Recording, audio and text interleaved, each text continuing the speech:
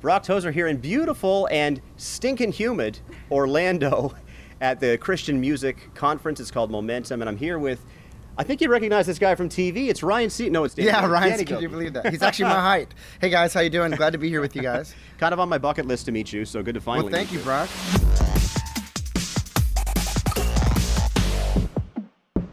Now, you and your wife just had a baby. Baby number 3. Number 3. So it's 2 boys and a girl? 2 boys and a girl. So we have Danny, with Victoria, and now Gabriel. Gabriel was born 9 days ago.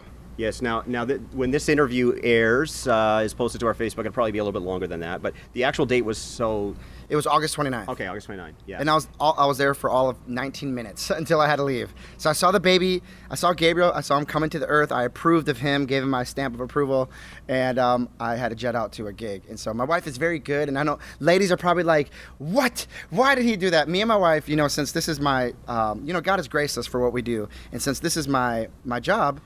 We just prepared in advance because you never know when a baby's coming. And so, yeah. But man, she was gracious. We had the baby and she was like, all right, you need to go. So caught a flight out, gone for 24 hours, took an Uber right back to the airport, to the hospital and got to hang with my wife. We need some details, some baby details though, like weight, eye color, Myers-Briggs personality type, like that type of stuff. What can you tell us about this guy? Okay, so he's 8 pounds, 8 ounces. He was 20 inches. He's actually, believe it or not, the smallest baby that we had.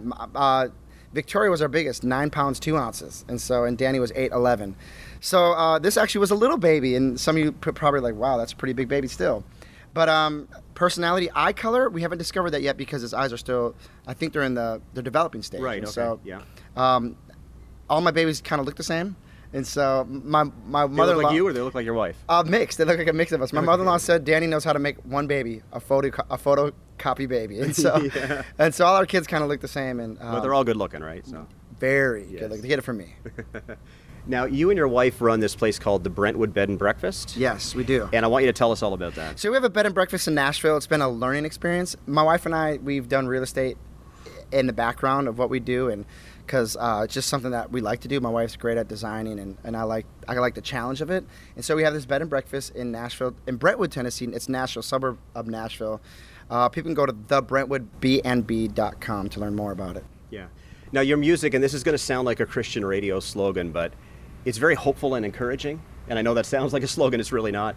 But that's what I think of when I think about your music. And what I want to know about that is, are you purposefully trying to write music to encourage people, or is that just, you're a very positive kind of outgoing guy, that's just sort of what comes out of you when you write songs? Yes, is very intentional. Hope is something that we need, and people don't realize. I'm just learning this myself. Hope has been very instrumental in getting me through the darkest seasons, losing a spouse, through seasons of depression, seasons of loss and hurt and pain. But I'm learning, people, we kind of separate inspirational and God, and what people need to understand is that there is no difference. Hope does something to the brain, and it's actually scientific.